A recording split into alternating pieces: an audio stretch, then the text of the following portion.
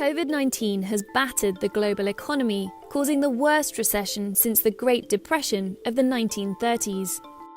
It will be a new economy where many areas of the economy won't go back to the level of output that they had before. You submitted your questions to Zanny Minton-Beddoes, our editor-in-chief, and Edward Carr, our deputy editor. Here are their answers. Will the economic shock caused by imposing lockdowns prove more costly than the pandemic itself? If you are a poorer country that doesn't have the capacity to provide the kind of fiscal and monetary support on a scale that advanced economies have done, the cost is huge. But secondly, I think even within the advanced world, it's interesting that countries which have not locked down nearly as rigorously, and Sweden stands out as a country that has, essentially not had a formal lockdown, actually has seen its economy shrink pretty much by the same amount as Denmark right next door, which had a much, much tougher lockdown. And that's, of course, partly because people behave in a way which reduces economic output. They're not spending, they're staying at home. But also because the overall kind of global economic environment has been hit so hard that has had knock-on effects. And then the other point that's interesting, I think, as we go on in time, is one, it depends on how successfully citizens think their governments are handling things. And there I'd point, perhaps with some concern, to the case in the United Kingdom, where we are seeing a lockdown that was implemented somewhat later, and now, as a result, a government that is reluctant or is lifting the lockdown more slowly, with the result that the economic costs are going to be really quite high. And so the relationship between the two, I think, can evolve depending on how a government handles things and is perceived to be handled things. How could an economic recession shift the global balance of power? It's come as a surprise to everybody how the United States, which in previous crises like this would have played a central role in kind of galvanizing the world, hasn't done so. In fact, it's threatened to withdraw from the World Health Organization. And that, I think, is a big signal that everybody else is going to have to come to terms with. That's not directly the result of a recession, but it's the result of the country's response that would have been coordinating both medically and economically the response to the pandemic. Will this be a chance for China to become the global financial hub? The starting point, of course, is that the US is the absolutely dominant country in global finance. The dollar is the dominant currency in global finance, whether it's the kind of plumbing of the global financial system or the currency that most central banks hold their reserves in. The question has always been, when would that dominance be challenged by the world's second largest economy, China? But because China doesn't have a convertible currency, it's always underplayed in global finance. But I think in the last few years, and very recently particularly, we are seeing signs that China's prominence will accelerate. One reason is the growing tension between the US and China, and the US has increasingly been using the financial system as a weapon by imposing sanctions. The second is actually the growth of China's own capital markets. It is developing its financial markets, but its currency is still not convertible. And so I think only when that happens is it really going to challenge the dollar. And it is certainly possible that the aftermath of COVID will accelerate that. This kind of thing takes a long time to happen.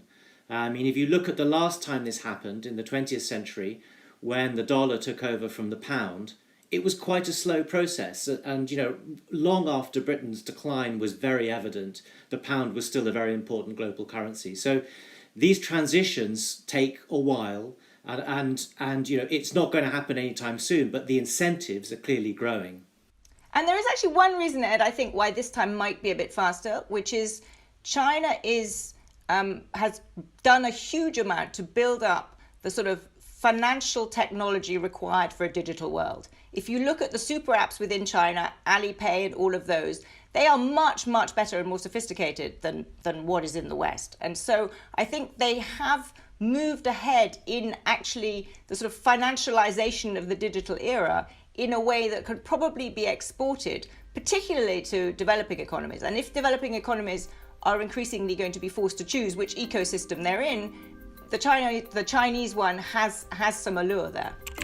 Which countries are most economically vulnerable to the effects of COVID-19 and why? First thing to say is the economic effects are determined largely by the medical effects.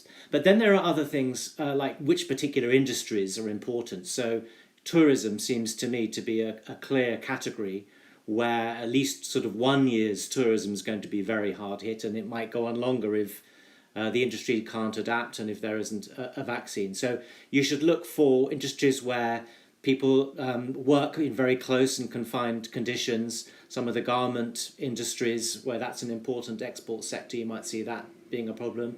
And then others where industry and work requires people to be very densely packed.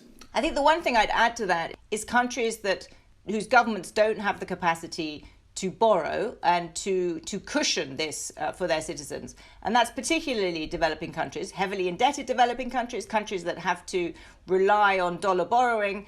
For them, it's really quite hard because quite often it's the same country that has been particularly hit because there's no tourism or because it's a natural resource exporter and prices have fallen, and at the same time has a heavy debt burden. So if you really want the ones that are in the toughest position, I think it's emerging economies whose exports have been hit, that are reliant on tourism, and that have a very big debt burden.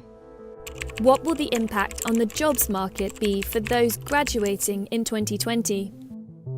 That's a really good question that we've been thinking about a lot at The Economist, and we did a cover a few weeks ago which we called the 90% economy.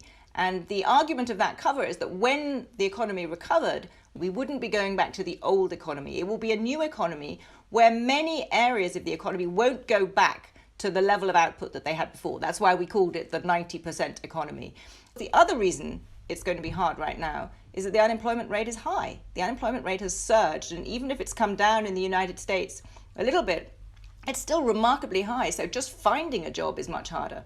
The trick for public policy is going to be to make sure that the scarring from that, the shadows of that, don't last. And what that means is when the unemployment rate goes up, it has long-term consequences. And as a result, it means that people find it harder to get skills. It's harder to sort of make a real go of the labour market. And I think we need to work hard to make sure that doesn't happen this time.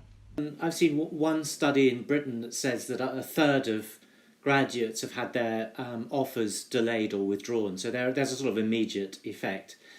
The interesting thing for me is some of these kind of rather subtle but perhaps important effects about what happens when people are starting out, having just left college. And often they go into, things like restaurant work or bar work, things that happen in big cities. And that's where they make contacts, where they form their own network, where they might hear about a job or find their way into a career that they just didn't really know they wanted. Well, just now those opportunities don't really exist. And even if young people want to crowd into cities, it's not clear that many other people will be crowding into cities. And so there might be, as Annie said, this 90% economy in which these opportunities just aren't as readily available. I mean, some people are very lucky. They know they want to be a computer programmer or bridge designer from the year dot. But most of us kind of stumble into what we do, and that stumbling is going to be a lot harder. Has the pandemic made globalization look like a liability? I think it has, in many people's eyes, made it look like a liability. I don't think it is. And I think one of the very wrong conclusions to draw from this would be for countries to put up the drawbridge and to say that the only way to be safe and resilient is to produce everything at home and to kind of end globalization. I think one of the lessons of this pandemic is that you need to diversify your supply chains. We need to rethink aspects of globalization. But I really worry that if we took this as a signal to say that globalization was a bad idea and that we all need to put up the drawbridge to a more autarkic system, that the world would be a lot worse off.